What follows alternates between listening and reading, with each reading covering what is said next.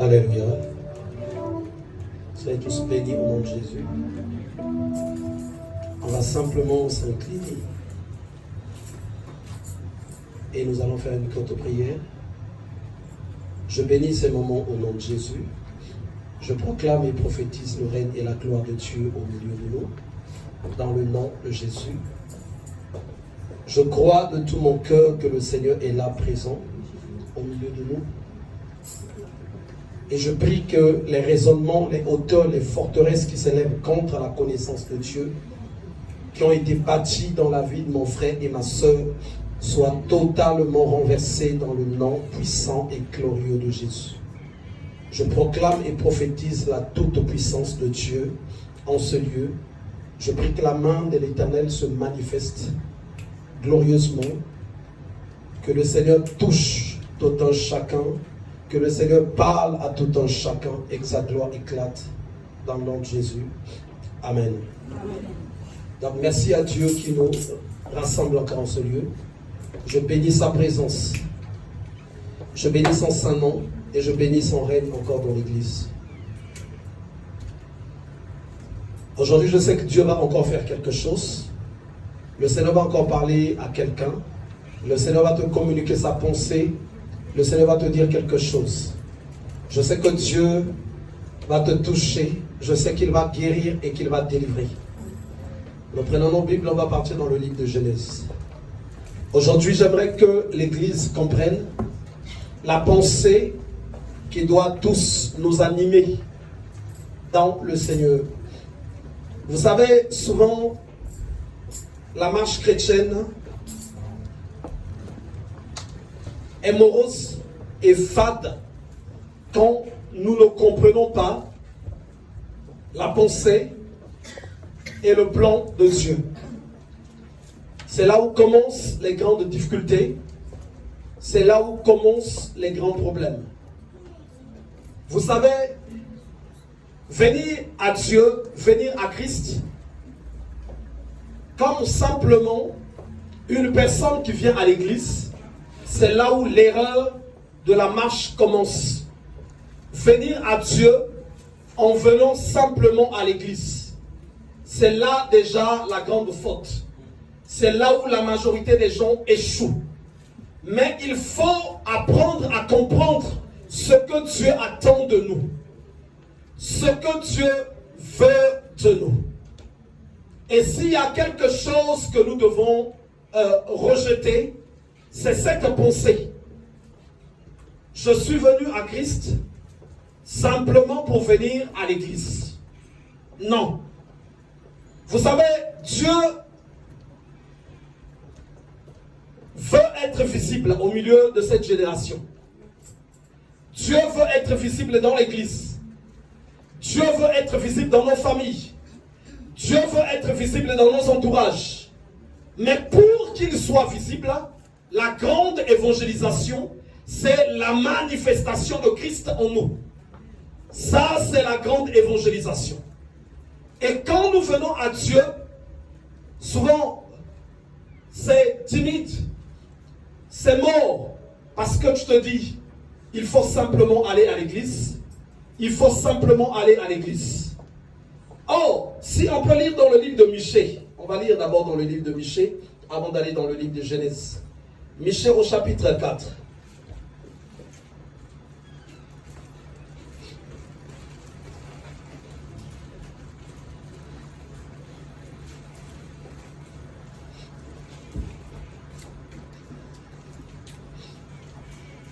Si tu n'as pas compris que nous vivons des temps, des défis. Défis que tu le veuilles ou non. Défis au milieu de la terre. Défis dans nos familles. Défis partout. Partout. Nous ne vivons que le défi. Nous ne vivons que la bataille. Et c'est comme ça que les choses ont été conçues sur la terre. Donc, Michée au chapitre 4, on va lire au nom du Seigneur à partir du verset 5.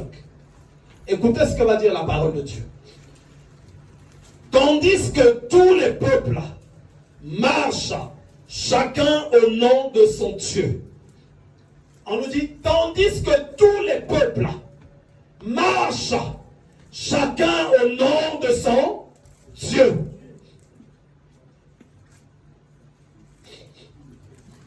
Nous marcherons, nous, au nom de l'Éternel notre Dieu, à toujours et à perpétuité.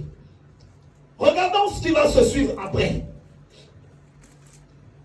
En ce jour-là, dit l'Éternel, je recueillerai les boiteux. Je rassemblerai ceux qui étaient chassés, ceux que j'avais maltraités. Donc, vous voyez la condition que Dieu met là. Tous les peuples sont en train de marcher, chacun au nom de son Dieu. Celui-là qui a tel Dieu, celui-là qui a tel Dieu, celui-là qui a tel Dieu. Et quand le peuple de Dieu se lève, on ne nous dit pas pour aller prier, mais pour marcher au nom de l'Éternel notre Dieu. Dieu dit ceci, je recueillerai les boiteux.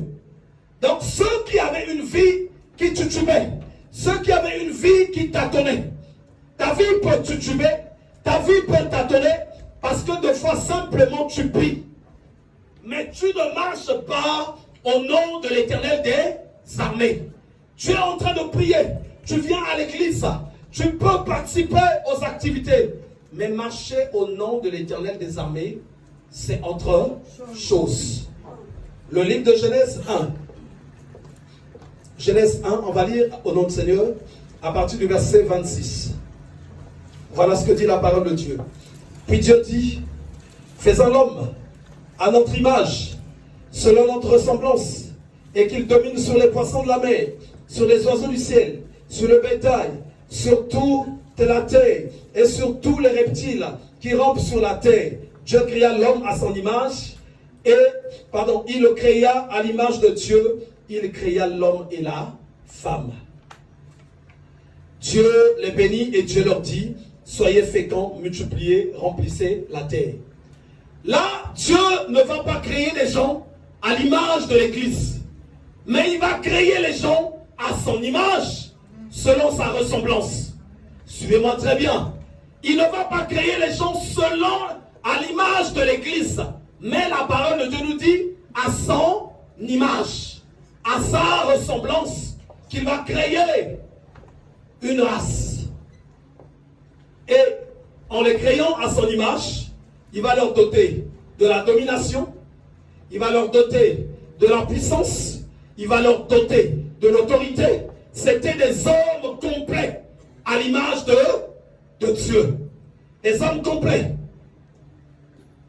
Il ne va pas les donner une autre image quelconque. Pas de ceci, pas de ça, mais créé à l'image de Dieu. Donc sur la terre devait être remplie des hommes qui sont façonnés à l'image de Dieu. Donc quand on voit cet homme, on a vu qui? Dieu. On a vu Dieu. Dès qu'on voit cet homme, on a vu Dieu. Ça c'est les premiers hommes. La première personne que Dieu va créer. Créée à l'image de Dieu. Quand on le voit, on a vu Dieu. Ça veut dire que cet homme-là sur la terre devait être quoi? Devait être un vainqueur, devait être une personne en qui la puissance de Dieu devait se manifester. Une personne en qui on devait avoir la victoire sur les puissances de domination du péché. Parce que le péché est une puissance, le péché est une domination. Mais là, la domination était donnée à l'homme. Donc c'est l'homme qui devait être supérieur de toutes ces choses. On a vu cet homme, on a vu Dieu. On a vu cet homme, on voit la gloire de l'Éternel. Donc une personne à qui Dieu va donner l'assujettissement de la terre. Donc tout devait lui être soumis. Et c'est cette personne que Dieu va se choisir, qui va marcher avec lui. Il va prendre cet homme, qu'il va mettre sur le jardin.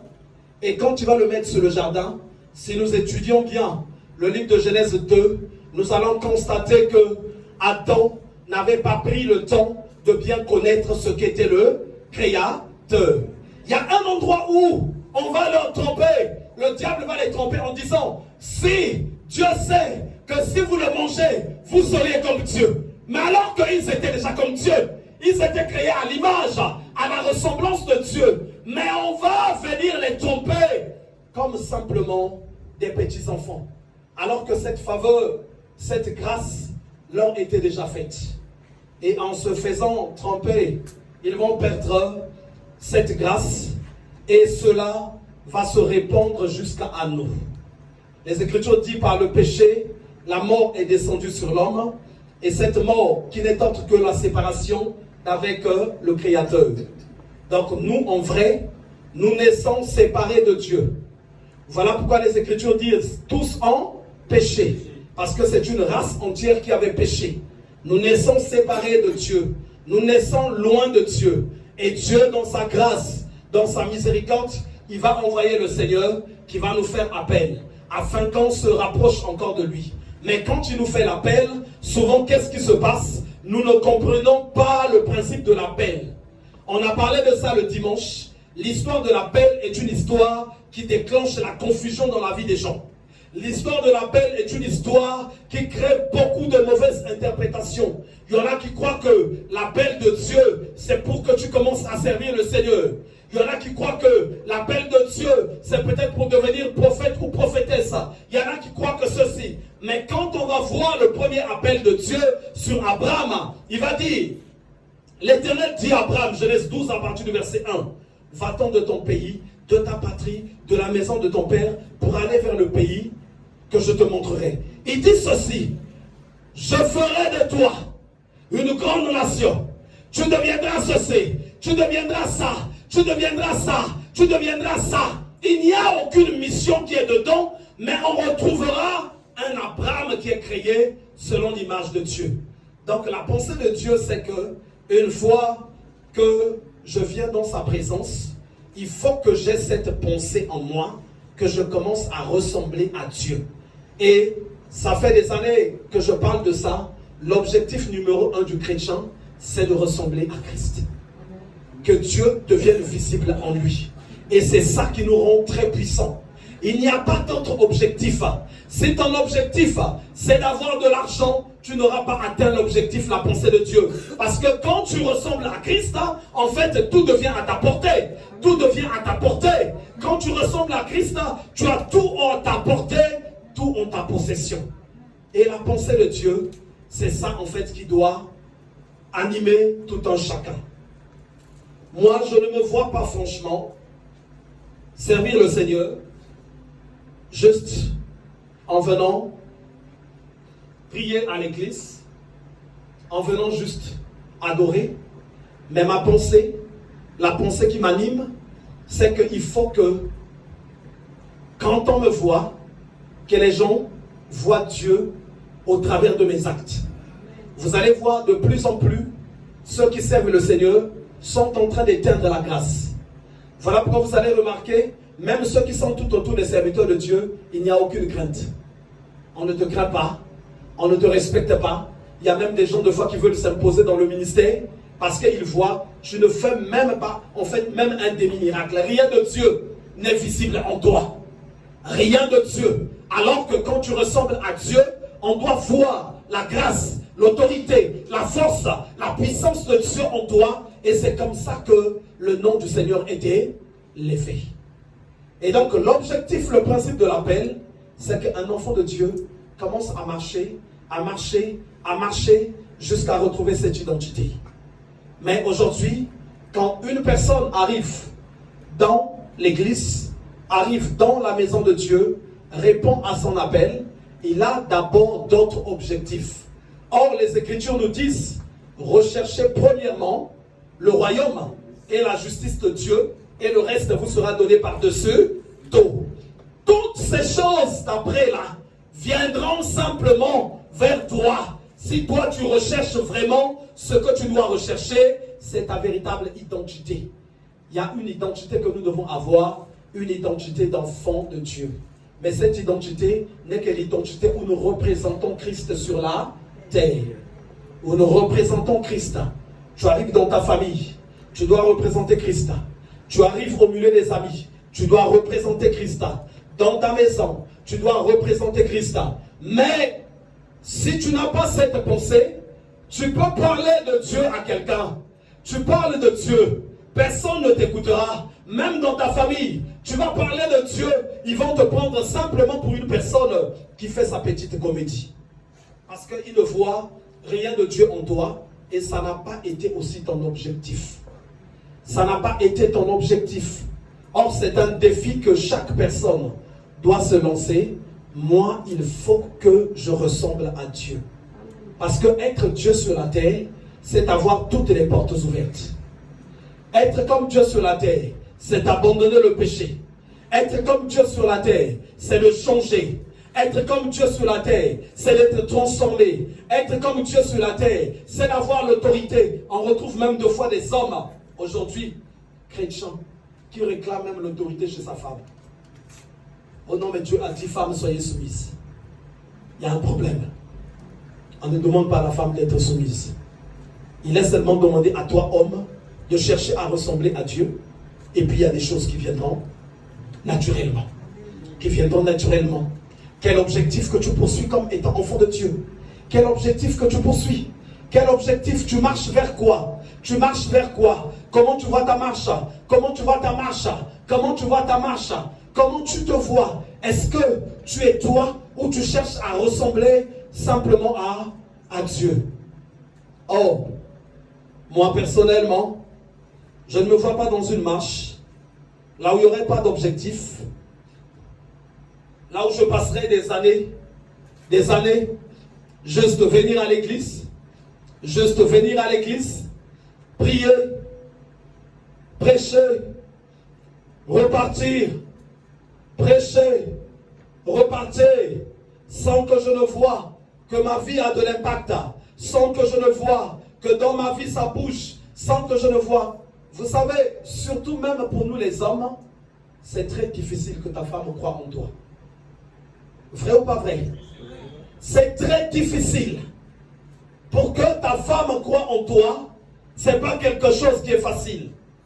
Tu verras, pendant qu'elle va tomber malade, elle va appeler une autre personne. Quand toi tu vas lui dire, viens, je vais prier pour te dire, ah, tika kaka. Pas toi. C'est pas toi qui vas prier pour moi. Parce que quelque part, au-devant d'elle, elle ne voit rien de Dieu en toi. Tu n'as pas cet objectif. Dieu doit être visible au travers de nous. Dieu doit être visible. Beaucoup de personnes ne se repentiront pas tant que tu es la même personne. Tu peux l'emmener venir à l'église.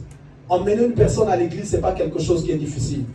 Parce qu'il sait que son grand-père aussi, ou sa grand-mère aussi partait à l'église. Son père aussi, il va aussi venir. Parce qu'il sait que même le voisin, il n'est pas là le dimanche. Et il va rester seul. Il sait qu'il y a presque personne à la maison. Mais à l'église, au moins, il va devoir rencontrer un tel et un tel. Mais pour qu'une personne se convertisse, il faut que cette personne-là voit quelque chose en toi. Il faut qu'il voit quelque chose en toi. S'il ne voit pas le reflet de la gloire de Dieu dans ta vie, qui est de l'impact, que tu touches, que tu avances, là où les autres n'arrivent pas à avancer, il y a des gens qui ne croiront pas. Il y a des gens qui ne croiront pas. Il y a des gens qui ne croiront pas. Dieu est tout-puissant. Vous savez, nous utilisons des fois des expressions dont nous ne réalisons pas vraiment le sens. Rien n'est impossible à Dieu. Tout est possible à celui qui croit. L'Éternel tire l'indigent dans la poussière pour le faire asseoir au milieu des princes de ton peuple. Tu lis ça bien. L'Éternel fera de moi la tête et dans la queue. Le premier et le dernier, tu le lis. Mais cependant, en lisant ces chapitres, il y a des gens qui regardent si ces paroles-là s'accomplissent en toi. Dieu a dit, voici les miracles qui accompagneront ceux qui auront cru. Ils imposeront les mains aux malades et les malades seront guéris. Il y a des gens aussi qui vont regarder si cette parole-là s'accomplit dans ta vie. Dieu a dit, je vous ai donné l'autorité.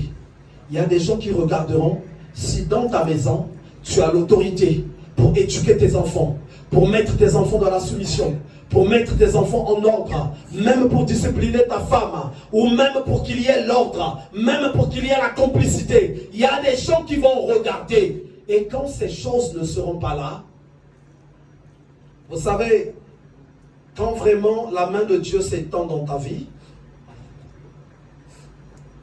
les gens te combattront.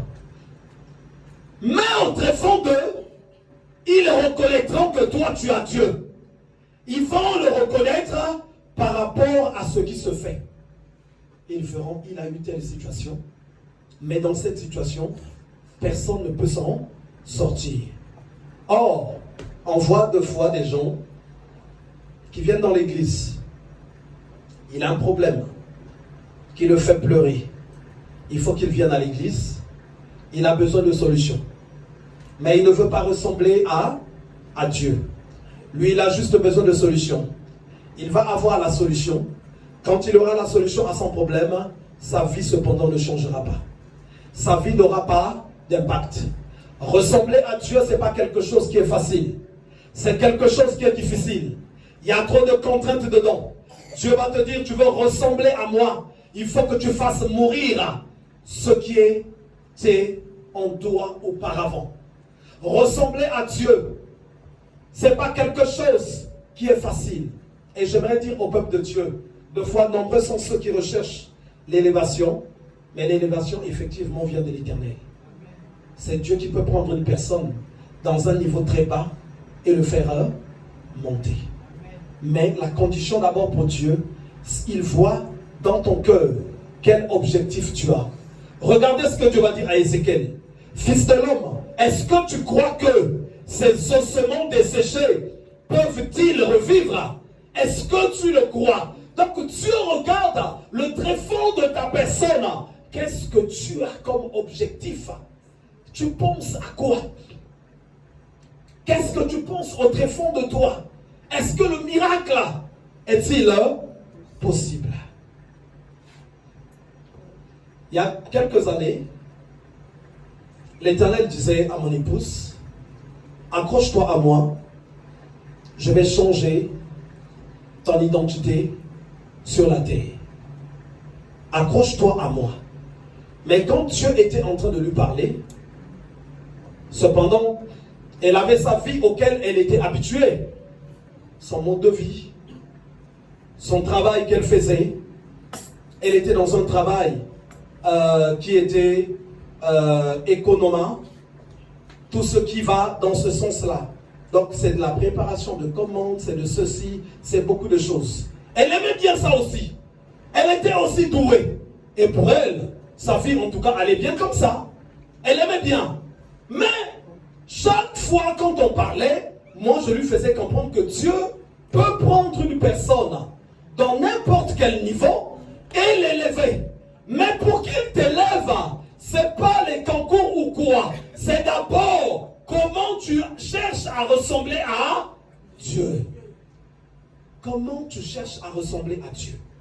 Dans le livre de Michée, on a lu qu'il arrivera que tous les peuples marcheront, chacun au nom de son Dieu. Nous marcherons au nom de l'Éternel des armées. Ça veut dire que dans les générations où nous vivons, en fait, il y a bataille. Bataille de tout. Bataille de mariage. Bataille de poste. Bataille de santé. Bataille de succès. Bataille d'élévation. Bataille de tranquillité. Bataille de ceci. Donc chaque peuple prend son Dieu et commence à marcher avec lui. Et donc, toi, quand tu prends aussi Dieu, tu commences à marcher avec lui, tu rentres dans cette bataille. Elle a travaillé, elle a continué de travailler, d'avancer, en s'accrochant de plus en plus à Dieu. Dieu a commencé à la changer. Mais du temps où Dieu avait donné la promesse, jusqu'à aujourd'hui, en cherchant seulement à ressembler à Dieu, il y a des moments où, de fois, Elle restait dans ces temps-là, elle coupe, elle ne travaille plus, elle est en train de servir le Seigneur. Elle coupe, elle ne travaille plus, elle est en train de servir le Seigneur. Elle coupe, elle ne travaille plus, elle est en train de servir le Seigneur. Elle travaille, mais il y a des gens qui disaient, ah, mais vous aussi, ça c'est quelle prière ça, hein? Dieu a dit, aide-toi, le ciel t'aidera. C'est comme si cette phrase-là existait dans la Bible. Elle n'existe pas, c'est les hommes qui la disent. Ça n'existe, Dieu n'a pas dit ça. On n'a jamais vu quelqu'un qui sait depuis le ciel vient l'été. Le ciel n'aide pas les gens. Donc, beaucoup de choses sortaient. Mais au milieu de tous ceux qui parlaient, qui disaient, ah, vous aussi avec la prière là, vous aussi avec la prière là. Mais aujourd'hui, comme par hasard, Dieu l'a pris, Dieu l'a fait parachuter, elle a maintenant un CDI comme comptable. Comme comptable. Alors que souvent, et il y a des gens qui dans le passé, quand elle était arrivée en France, lui disaient, bon, mais dans ce pays-ci, hein, c'est juste ce boulot-là que nous faisons. Hein. Tu crois que toi, on va te prendre dans je ne sais quel boulot. Mais Dieu lui avait dit, reste dans ma présence. Reste dans ma présence. Elle est partie en formation. Quand elle a fait sa formation de ressources humaines, auquel je l'avais beaucoup poussé, finalement, ce n'est pas dans les ressources humaines qu'elle trouve son stage, dans la comptabilité, où elle va être reçue. Elle va faire ses preuves et elle va travailler comme comptable. Mais moi, j'aimerais aussi dire que ce n'est qu'un début. Ce n'est pas en trouvant ce boulot qu'elle va se dire que non, mais là, je travaille comme comptable. Ça y est, c'est fini pour moi. Non. Il faut qu'elle continue encore de rechercher à ressembler à Dieu. Puisqu'il faut que Christ, chaque endroit où tu pars travailler, avant que tu n'arrives là, il faut que tu saches qu'il y a un sorcier qui règne là déjà, qu'il y a un démon qui règne là, il y a un sataniste qui règne là. Et si tu n'as pas Dieu, Dieu va te balayer, l'ennemi va te balayer, l'ennemi va te dégager de là. Mais quand tu as Dieu, tu verras, tu vas commencer à t'affirmer. Il y a un moment donné, quand la sœur Elisabeth arrive dans le Seigneur, non, elle était déjà dans le Seigneur, mais elle arrive dans ses assemblées. J'ai commencé à suivre cette sœur. Je lui ai dit, ma sœur, coupe ceci. Ah, ça c'est pas bon. Ça va t'empêcher d'être comme Dieu. Coupe ça, coupe ça, coupe ça, coupe ça, coupe ça, coupe ça. Il y a un moment donné, elle n'a pas compris. Au niveau du travail, l'élévation est venue. Bouf, elle était dans les chambres, directement elle devient gouvernante. Là où elle est maintenant, elle fait des plannings. Elle fait des plannings, elle imprime, elle fait des choses qu'elle n'avait jamais faites. Elle fait des choses qu'elle n'avait jamais faites et qu'elle ne pensait pas faire. Notre problème à nous, nous ne comprenons pas que nous devons ressembler à Dieu. Nous devons ressembler à Dieu. Ça, nous ne comprenons pas. Nous voulons seulement prier et ressembler à nous-mêmes. Nous n'avons pas le souci, la pensée de Dieu. Dieu veut qu'il soit visible au travers de nous. Dieu veut qu'il soit visible. Tu sais, bon, je pars à l'église. Ah ben oui. Bon, à quelle église, hein? Je pars à l'église. Hein? À ce soir seulement. Tu y vas comme une grand-mère. Tu y vas comme un grand-père. Tu es pourtant tout fatigué. Tu sais que mon Dieu, c'est une habitude. Il faut y aller et puis il faut revenir. Seigneur, moi je te refuse de cette manière-là. Je ne marcherai pas comme ça avec toi. Si tu es comme ça, je vais rester à la maison. C'est pas ce que Dieu veut. Dieu veut qu'il y ait de l'impact. Il faut que ça bouge, qu'il y ait de l'impact. Il faut qu'il se passe quelque chose. Vous savez, au pays, les gens sont habitués à voir les gens qui reviennent de France. Ils les appellent les Parisiens. Ils sont tout propres. Ils sont tout beaux. Ils viennent avec des voitures. Bon, maintenant, moi, mon temps à moi aussi arrive. Mais moi, je suis pasteur. Et ils sont habitués. Donc, même au niveau de la famille, ils avaient déjà même un peu honte. Ah, lui là, il va venir. Mais comment ça va se passer? Ok. Je suis parti. Moi, je suis pasteur. Or que ceux qui partent, d'autres, c'est des sorciers. Amen. Ceux qui partent, d'autres, ils ont des fétiches. Ceux qui partent, d'autres, ils ont ceci. Moi, je suis parti avec ma Bible à la main. L'arme la plus puissante. Eux, ils ont les talismans. Ils ont les ceci. Moi, je descends avec. Mais déjà, pour les frapper tous de confusion, avant de partir, déjà, je m'étais acheté un véhicule avec lequel je roulais ici. Même ici, là, les gens tremblaient. Quand je suis descendu avec au pays, les gens sont venus me demander. C'est toi qui as mené cette voiture-là. Après, les gens se sont concertés avec tous ceux qui habitent en France qui est au pays. Oh, mais lui, il fait quoi au pays? Vous savez, il fait quoi en France? Il y en a qui disent, ah, on ne sait pas, c'est quelqu'un de beaucoup orgueilleux, il est souvent en veste, on ne sait pas quelle fonction il fait. Oui, mais je suis pasteur, je veux être propre. On ne sait pas ce qu'il fait. Il y en a qui commencent à donner des attributs, on dirait qu'ils font la drogue. Hein. Il y en a qui commencent à dire, oh non, ben, ah non, ils volent l'argent des fidèles, ils volent l'argent de la beauté. Donc beaucoup d'attributs commençaient à sortir. Je suis arrivé dans un quartier que d'autres connaissent qui s'appelle Bakongo, un quartier très chaud. Là-bas, en tout cas, c'est tout feu, tout flamme. Donc, ils sont tous dans le tout feu, tout flamme. Moi aussi, je suis dans le tout feu et tout flamme et ma Bible. Donc, quand on descend, on part à l'église. Une fois, j'étais en train de prêcher dans l'assemblée. Boum, boum, boum, boum. C'est des secteurs où il y a beaucoup d'Enganda. Je suis en train de prêcher, mais la puissance de Dieu a touché les gens de l'Enganda. Boum, les gens tombaient. Boum, boum, boum. Il y a quelqu'un que la sœur Elisabeth connaît. Tous ils ont couru pour venir jusqu'à Ghana. Et une fois je passais, je criais, ah! Toi tu es vraiment mystique, toi! Ils ont dit, non! Nous aussi on doit venir prier. On doit venir. Et je leur ai dit, Dieu n'est pas un destructeur de la vie de la personne. Mais Dieu est un constructeur. Et vous allez voir Dieu au travers de moi. Dieu n'est pas un destructeur de la vie de la personne, mais Dieu est un constructeur. Ce qui est très mal avec nous, c'est que nous sommes habitués à croire que quand tu viens à Dieu, Dieu il te détruit. Dieu il ne te détruit pas. Dieu il te construit. Dieu il te lève. Dieu il fait de toi supérieur aux autres. Et c'est ce Dieu-là que nous prêchons. C'est ce Dieu-là avec lequel nous marchons. Il y a quelques jours, mon épouse elle est en train de remplir un dossier, suivez très bien. Elle remplissait un dossier. Elle est en train de rigoler. Elle me pose la question. Au fait, ma profession c'est quoi? Moi je lui dis, tu ne connais pas ta profession. Tu vois, tu es tellement habitué aux professions de préparateur de commandes, économa, tout ça. J'ai dit, si seulement fondeur, tu allais tout de suite te rappeler. Maintenant je dis, tu as peur d'écrire ta profession comptable. Tu as peur d'écrire ta profession. Écris maintenant comptable. Donc, je lui dis, tu vois comment Dieu fait? Tu vois comment Dieu fait? Donc, il t'a pris des chaussures de sécurité et pour faire de toi une comptable. Et il n'y a que Dieu qui peut faire ça. Et j'aimerais rajouter encore quelque chose que je lui avais pas dit. C'est le premier comptable qui est venu de Dieu, que Dieu a fabriqué. Le premier comptable. Montre en moi celui que Dieu a fabriqué. Et c'est comme ça que Dieu se manifeste. Je vous assure, votre attitude décourage de fois les autres à s'accrocher à Dieu. Votre attitude, il y a beaucoup d'années, pendant que je la formais, j'ai tellement taillé son image. J'ai dit, tu sais, il y a des gens, tu parles évangéliser, en te regardant, il sait que celui-là il a faim. Celui-là il a faim. Il ne va pas écouter ton évangile.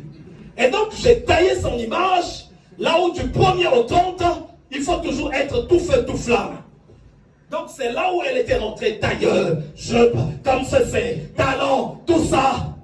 Il y a une soeur là qui partait sur la série, mais elle a dit finalement, ah, franchement, quand on te voit, tu donnes l'envie vraiment de venir à Christ, d'aimer Dieu et de marcher avec Dieu. L'attitude misérable, ce n'est pas l'attitude que Dieu veut qu'on ait. Mais Dieu veut que lui soit visible là, au travers de nous. C'est ce qu'il veut. C'est ce qu'il veut, qu'il soit visible là, au travers de nous. Ça, c'est la pensée de Dieu. Voilà pourquoi il a dit, je vais créer l'homme selon notre image, selon notre ressemblance. Mais nous ne prêtons pas beaucoup cas. Nous ne prêtons pas beaucoup attention à cette pensée, à cette parole de Dieu. Et quand Christ arrive, Christ, il vient pour nous restaurer. Le temps difficile qu'il y aura, c'est le temps où tu vas commencer à revenir à l'identité de Dieu.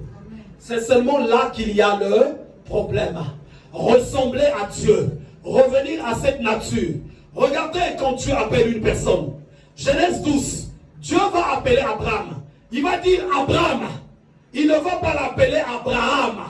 Abraham est venu après. Il appelle par sa véritable identité. Ça veut dire que quand l'appel de Dieu arrive, si tu étais Mobola, difficulté, malade, Dieu va t'appeler avec cette identité. Mais le plan, la pensée que Dieu, ce que Dieu veut, c'est que tu comprennes, que tu dises, Dieu m'a appelé, maintenant je vais marcher jusqu'à ce que je puisse retrouver le véritable moi. Le véritable moi. Donc Abraham qui s'appelait Abraham, Dieu l'a appelé pour qu'il marche jusqu'à devenir Abraham. Et c'est quand il est devenu Abraham que même la promesse va commencer à s'accomplir. Donc quand le Seigneur t'appelle, tu as d'abord une identité. Ne panique pas. N'aie pas peur de ressembler à Dieu. N'aie pas peur. N'aie pas peur. Vous savez, beaucoup de choses que Dieu nous demande d'abandonner, de fois qu'on a du mal à abandonner, parce que tu as un intérêt dedans. Mais cet intérêt-là, s'il payait vraiment, qu'est-ce que tu es venu faire chez Dieu? Si l'intérêt-là était vraiment véritablement intérêt, malgré les intérêts que tu en tirais, ça t'a pas empêché de venir pleurer chez Dieu. Seigneur, moi ça ne marche pas. Aide-moi, aide-moi, aide-moi, ça ne marche pas. Parce que quelque part, au tréfonds de toi, tu reconnais que ce n'est pas ce que logiquement tu devais être. La pensée de Dieu, c'est qu'on excelle. La pensée de Dieu, c'est qu'on reconnaisse que oui, ça c'est un véritable enfant de Dieu. La pensée de Dieu, c'est que la gloire de Dieu aussi soit reflétée en toi. Quand on arrive au pays, je crois que c'était en 2016, il y a une amie de ma soeur qui vient me poser la question, elle me dit, petit frère, toi tu es devenu franc-maçon ou quoi? Je lui pose la question pourquoi. Il m'a dit, oh mais pourquoi tu marches avec les voitures de franc-maçon? J'ai dit, voiture de franc-maçon? Il me dit, oh mais c'est une grosse cylindrée, il n'y a que les satanistes qui ont ça. Je dis, ah bon? Et tu sais moi qui je suis? Je dis, attends, je vais te montrer une chose. Il dit, non, montre-moi qu'est-ce que tu es. Je dis, attends. Il croyait peut-être que c'était pas ouvrir. J'ai ouvert l'hôpital de l'intérieur. Avec un visage bien verrouillé. Je crois que c'est ouvrir. Je lui ai sorti ça. Je lui ai montré la Bible. Je dis, voilà moi ce que je suis. Oh, c'est quoi? Il dit, mais moi je suis pasteur. Je dis, ah ouais. Ah ouais. Oui. Enfant de Dieu. Je disais à quelqu'un il y a quelques jours, vous savez, enfant de Dieu, les gens peuvent de fois se moquer de toi, peuvent de fois même te ridiculiser, jouer avec toi. Mais la personne aurait du mal d'aller jouer avec l'enfant d'un féticheur. Vrai ou pas vrai? Mais pourtant c'est le monde à l'envers. Il tremble devant l'enfant du féticheur, mais il ne tremble pas devant toi. En fait, simplement parce qu'il reconnaît que l'enfant du féticheur, c'est un véritable enfant du féticheur. Mais toi qui parais être enfant de Dieu, tu es un faux enfant de Dieu. C'est ça qui fait qu'il ne te respecte pas. C'est ça qui fait qu'il ne te craint pas. Regardez Élisée, il passe quelque part. Il arrive quand il avait reçu l'onction. Les jeunes ont commencé à se moquer de lui, de sa calvitie. Il a seulement dit, attention, vous là, boum. Ils sont tombés. Ils sont morts. Parce que être enfant de Dieu, c'est quelque chose de très fort. Mais souvent, nous, on diminue ça. On diminue ça. Étant enfant de Dieu, les gens ne devraient pas jouer avec toi. Et tu dois être un vrai conquérant. Parce que Dieu est en toi. Là où les gens connaissent les grandes difficultés, là où les gens connaissent les grands blocages, mais ils diront toujours, ah, mais comment lui il a fait? J'ai connu des gens qui ont beaucoup combattu mon épouse. Ça s'est passé à distance, à distance, à distance. Mais une fois pendant qu'on était ensemble, j'ai entendu ce qu'ils ont dit. Nous disons souvent, ah, le Dieu de Aude, le Dieu de Aude, parce que nous avons vu telle et telle chose, il n'y a que Dieu qui peut faire pareille chose. Nous devions être des références, et ça c'est la pensée de Dieu. Et quand nous venons à l'église, c'est pour apprendre comment ressembler à Dieu. On ne vient pas à l'église simplement pour venir prier, juste pour venir prier. Non, à l'église, on apprend à ressembler à Dieu. Je sais que cette attitude, ça ne va pas avec Dieu. Comment je vais ressembler à Dieu? Il faut que je sois une personne qui prie. Comment je vais ressembler à Dieu? Il faut que je connaisse le sacrifice. Comment je vais ressembler à Dieu? Il faut que je connaisse le jeûne. Comment je vais ressembler à Dieu? Vous savez, pour avancer à l'école, il y a un secret qui est très fort pour avancer à l'école. Il faut que tu marches avec les gens qui sont intelligents. Vrai ou pas vrai? Toi, tu veux ressembler à Dieu, mais tu aimes marcher avec les gens qui ne connaissent pas Dieu. Mais comment tu vas ressembler à Dieu? Il faut que tu détectes ceux qui connaissent Dieu. Je ne parle pas de ceux qui prient, de ceux qui connaissent Dieu. De ceux qui connaissent Dieu. Moi, il y a quelqu'un qui m'avait beaucoup choqué, qui est dans le milieu, quand on appelle milieu au niveau de Paris. C'est parce que la sœur Elie peut le connaître. Il y a un moment donné, il habitait à Villers-le-Bel. Tu le vois là, il est en train de vendre ses habits. Tu le vois, il est par-ci et là. Tu le vois. Et une fois, quand j'avais rendez-vous avec lui, il fallait qu'on récupère un paquet chez lui. Ce qui me surprend, il était pressé. Non, moi, l'heure d'intercession arrive. L'heure d'intercession arrive, il faut que je parte. Donc, il pressait, il était obligé de laisser les autres. Bouf! Il court à l'intercession. Et une fois, j'arrive dans cette église, j'étais invité. Mais j'arrive, le frère était en transmutation. C'est que tout le monde. Mais quand tu arrives à Château-Rouge, tu arrives à tel endroit, il est là en train de vendre ce qu'il est en train de vendre. Et on retrouve le livre de Michée. Parce que ceux qui sont en train de vendre avec lui, chacun a son Dieu. Chacun a la chose sur laquelle il compte. Et lui aussi, il a un Dieu, il a un lieu là où il va puiser sa force. Et il se représente dans son milieu de travail quand cela est nécessaire. La chute, l'échec, le chaos commence quand tu viens à l'église juste pour prier. Juste, toi tu viens seulement. Moi je viens juste comme ça. D'abord je suis dépassé des problèmes, tout ça. Mais celui qui vient à l'église, quand il a compris, il doit apprendre à connaître Dieu.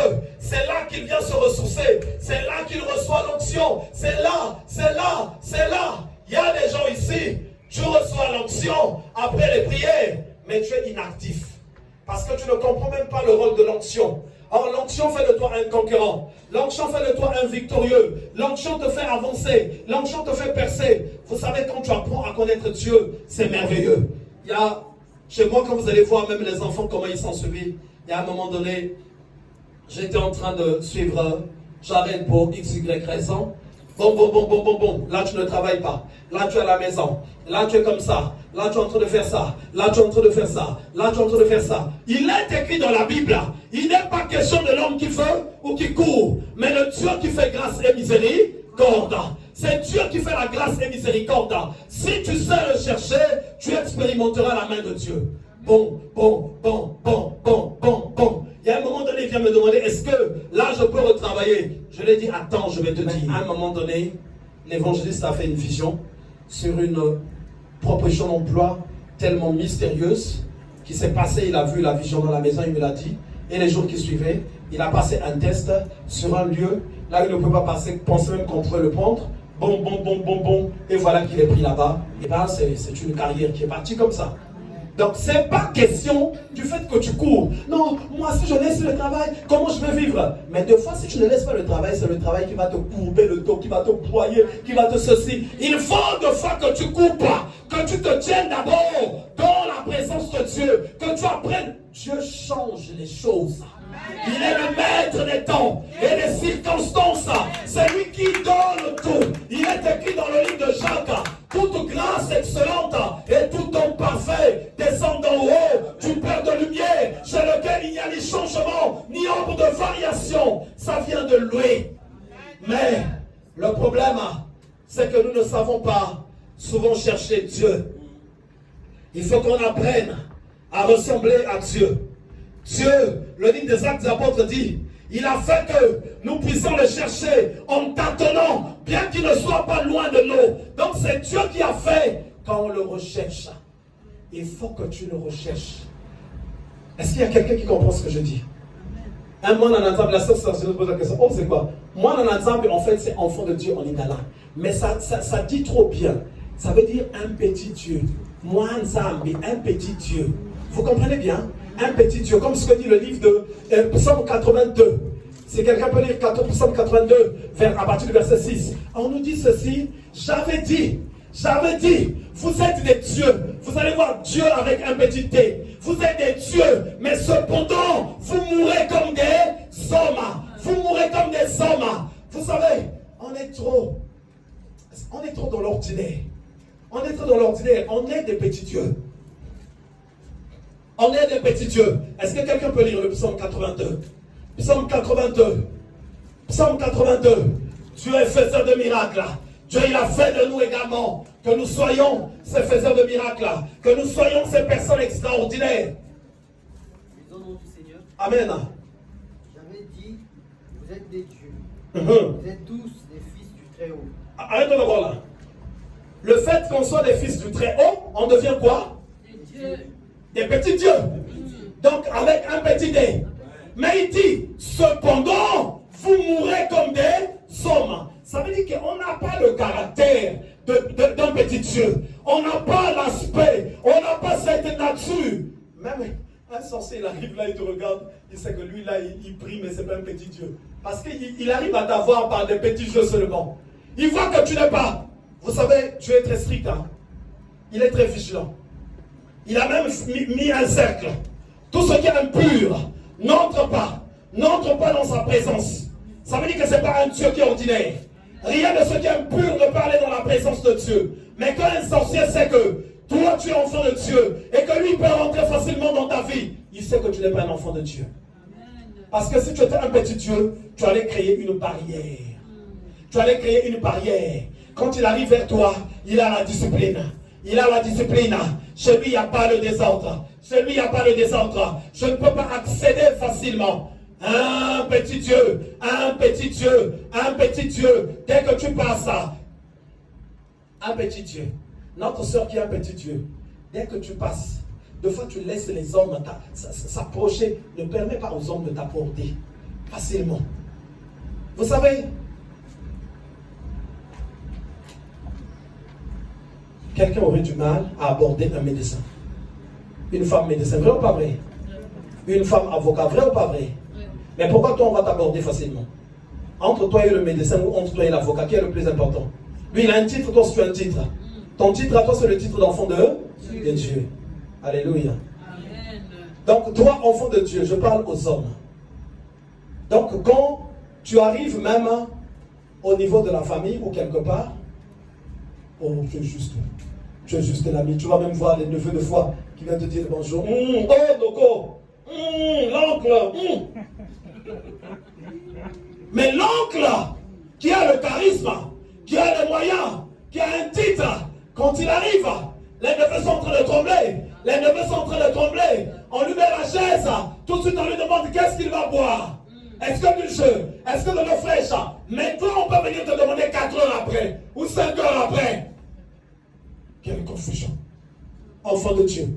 Ils savent qu'il n'y a pas de miracle en toi. Ils savent qu'ils ne vont rien tirer en toi. Ils savent qu'ils ne vont rien avoir en toi.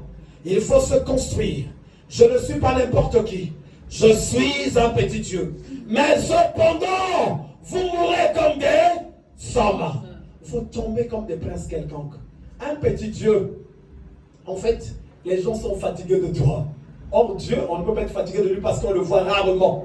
On le voit rarement. Des fois, tu peux prier même 2 fois 6 mois, tu ne l'as pas encore vu. Toi, chaque jour, tu es chez les gens. Petit Dieu. Donc, petit Dieu arrive. Tu arrives, tu sors de là. Petit Dieu demande, mettez-moi un peu BFM TV là. Tu arrives, petit Dieu. Un petit Dieu qui va chez tout le monde, juste comme ça. Le petit Dieu même, il faut que les gens disent, mais toi, on ne te voit pas, tu es un petit Dieu. Je n'ai pas n'importe qui. Et l'identité, il faut la construire. Il faut la construire. Vous savez, même quand tu es marié, c'est toi en fait qui vas choisir si tu vas suivre les conseils de Dieu pour que tu sois respecté de ta femme. Si une femme te commence à dire toi c'est un homme, sache que c'est fini pour toi. C'est fini pour toi. C'est fini pour toi. En fait, le conseil que je vais te donner, ou soit tu vas au tribunal pour régler ce problème-là, ou soit tu proposes de l'argent à ta femme, soit tu quittes pour toi la maison. Parce que tu es dans une situation difficile. Mais l'homme, c'est le chef de la femme. L'homme, c'est le chef de la femme. Tu ne disputes pas, tu ne te chamailles pas avec ta femme. Tu ne te chamailles pas. Vous n'avancez rien à négocier. Tu ne vas pas se te plaindre chez ta femme. Moi, je n'en peux plus. Toi, tu ne me respectes pas. Comme ceci. C'est la femme qui doit venir se plaindre chez toi. Parce que toi, tu es le chef de la femme et Christ est le chef de l'homme. Et l'homme, il doit aller chez Christ. Si ta femme ne te respecte pas, ce n'est pas le problème de ta femme. Va voir ça chez Christ. Va voir chez Christ. Chef, elle ne me respecte pas. Commence à pleurer. Commence à supplier. Commence à supplier. Et le Seigneur maintenant va te dire que bon, maintenant c'est bon, je vais régler ça. Mais quand vous arrivez à ce niveau-là, c'est dangereux. C'est parce que quelque part, il y a quelque chose qui a loupé en toi. Quelque chose qui a loupé. Moi, je ne sais pas où ça va commencer avec une femme. Je ne sais pas. Vous savez, quand ça commence comme ça vient jusqu'au coup de poing. Hein? Ça vient jusqu'au coup de poing. Même de discussion. Laisse.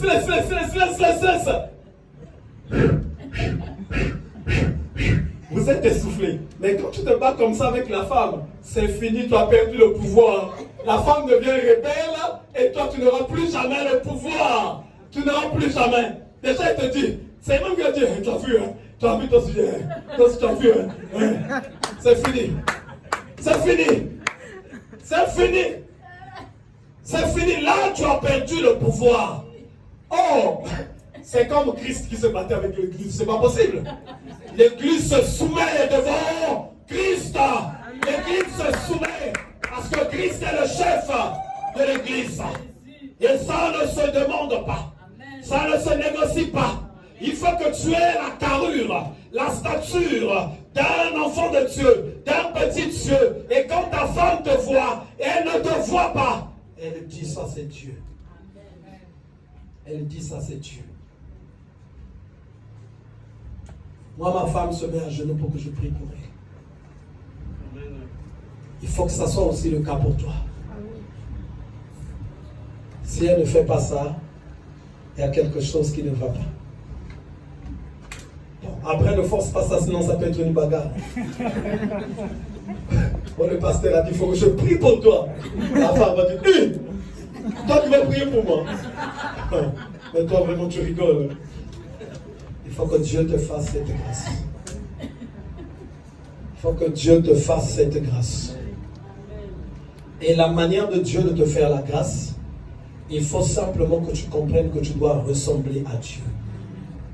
C'est là où Dieu nous attend. Ça doit être ton objectif. Quand tu ressembles à Dieu, tu vas monter. Vous savez, Dieu a une personnalité. Quand il arrive, il va avoir les portes ouvertes. Et toi aussi, quand tu apprends à ressembler à Dieu, tu auras les portes ouvertes partout. Vous savez, le livre de 2 Corinthiens 5 nous dit ceci. Nous avons les fonctions d'ambassadeur. Or, un ambassadeur représente celui qu'il a envoyé. Donc, quand j'arrive quelque part, on a vu Dieu. C'est pas moi qu'on voit, c'est Dieu qu'on voit au travers de moi. Et c'est ça qui nous donne l'autorité. C'est ça. Quand tu as ce caractère-là, je t'assure, tu vas être béni. Il n'y a pas des avantages qu'on puisse avoir de nous-mêmes sans qu'il y ait des conséquences. Il est écrit ceci, c'est la bénédiction de l'Éternel qui enrichit et elle ne se fait suivre d'aucun chagrin. Vous savez, tout de suite, tu peux aller négocier de fois des choses auprès des personnes élevées, ils vont te donner des conditions. Mais tu peux rencontrer des personnes élevées sans avoir négocié quelque chose. Quand tu n'as pas le caractère d'un enfant de Dieu, tu vas jouer au mendiant. Ah, nous ici, nous sommes là. Là, tu n'as pas le caractère d'un enfant de Dieu.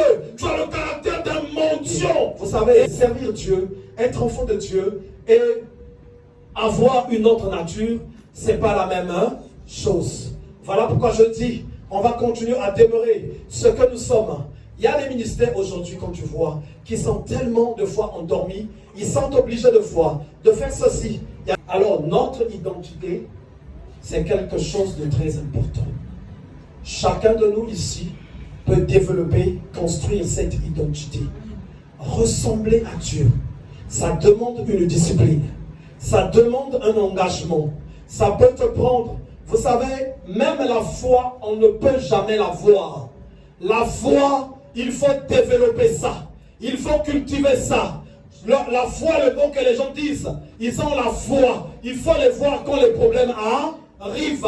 C'est quand les problèmes arrivent qu'on va voir qu'il n'y a pas la foi et que tu dois commencer à travailler cela.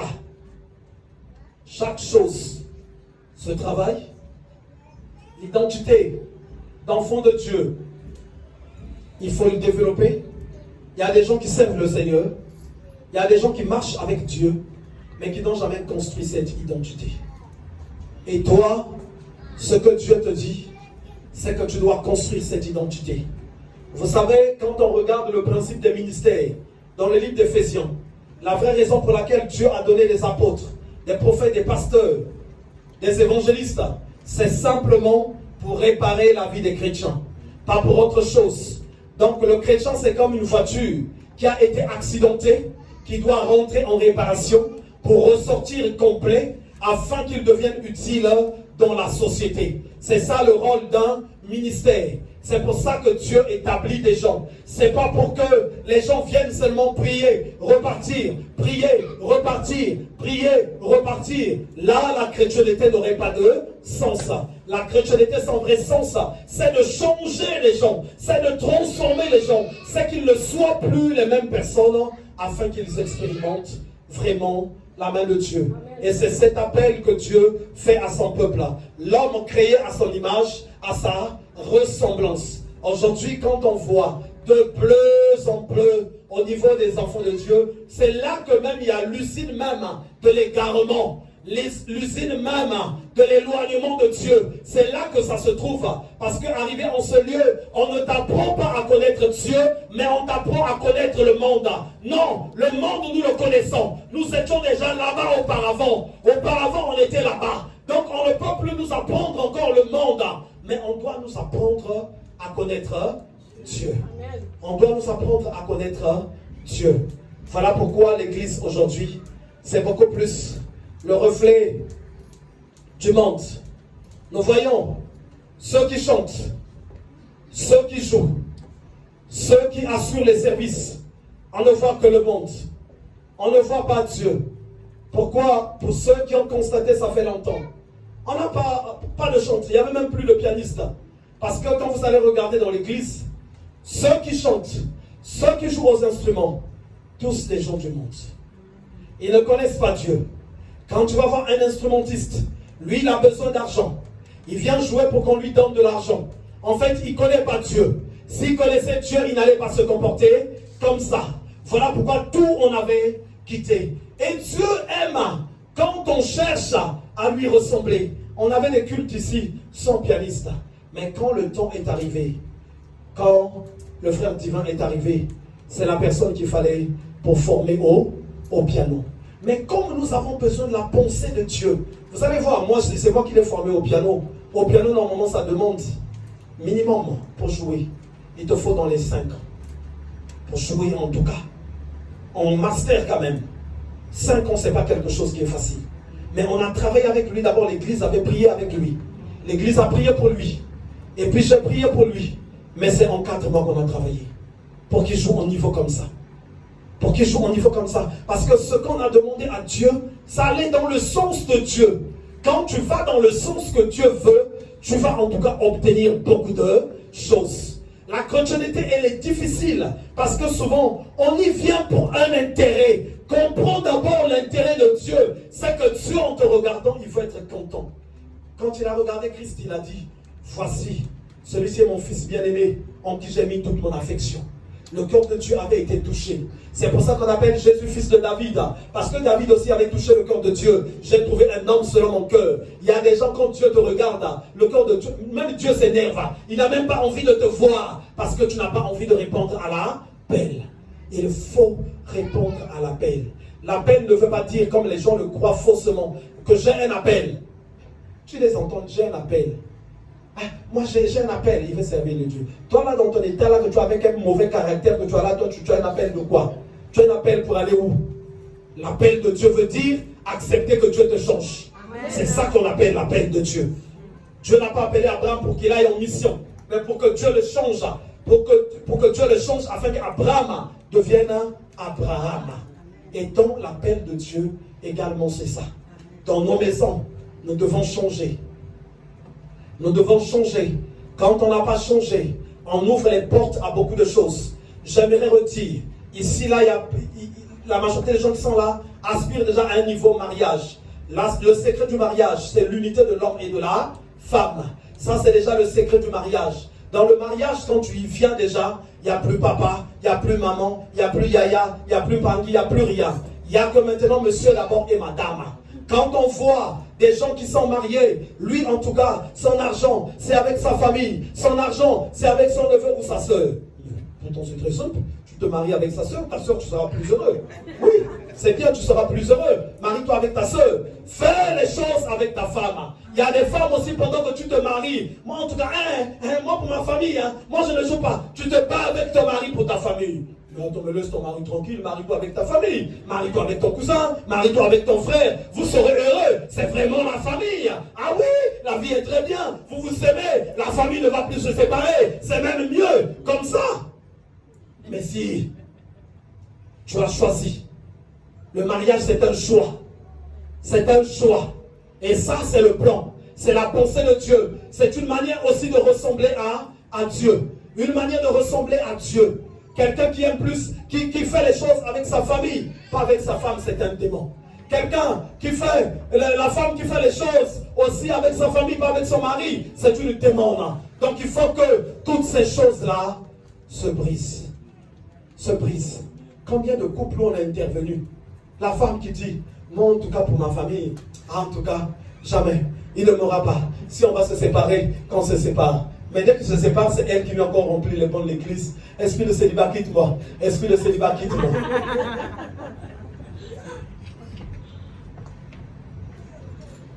La famille a sa place. Le mariage aussi a sa place. Et pas seulement dans ça, dans beaucoup de domaines. On doit ressembler à Dieu. Dans ton travail, tu connaîtras la promotion. On doit ressembler à Dieu. Dans le spirituel également, tu connaîtras les grandes avancées. Le miracle également va t'accompagner. Et chez moi, dans ma vie et dans ma maison, chaque jour, c'est apprendre à ressembler à Dieu. À ressembler à Dieu. Cette chose n'est pas bonne. Il faut l'enlever. Ça t'empêche de t'approcher de Dieu. Ça t'empêche d'aller dans la présence de Dieu. Ça t'empêche d'expérimenter la main de Dieu. Cette chose ne donne pas gloire à Dieu. Il faut que tu l'enlèves. Telle est la préoccupation que doit avoir chaque enfant de Dieu. Aujourd'hui, nous allons prier pour l'Église.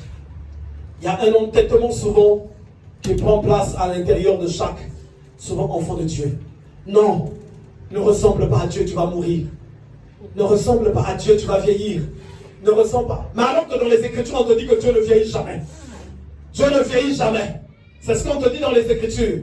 Mais au très fond de toi, tu entends une voix. Ne ressemble pas à Dieu. C'est dangereux. Il ne faut pas accepter tout ce que Dieu dit. Non, ça c'est le diable qui parle comme ça.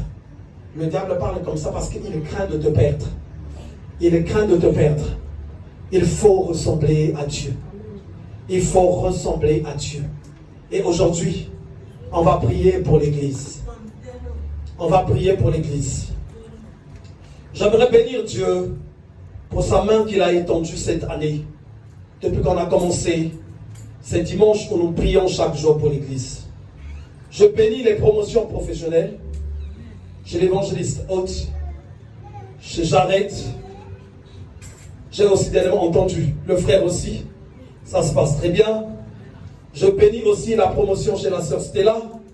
Aussi, ça s'est débloqué. Je dis merci à Dieu. Bon, je bénis aussi pour la sœur Samantha. Dernièrement, on s'est vu.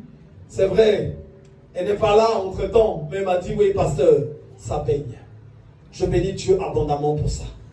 Avant que cette année ne finisse, il va se passer encore beaucoup de choses. Et c'est pour ça que le Seigneur te ramène en ce lieu. Nous allons prier toutes les puissances qui t'empêchent d'avancer, de ressembler à Dieu. Ces puissances-là doivent tomber. Ça doit tomber. Ça doit être ôté. Aujourd'hui est encore un jour de libération. Un jour de grâce. Vous savez, des fois, on est obstiné à s'attacher au péché.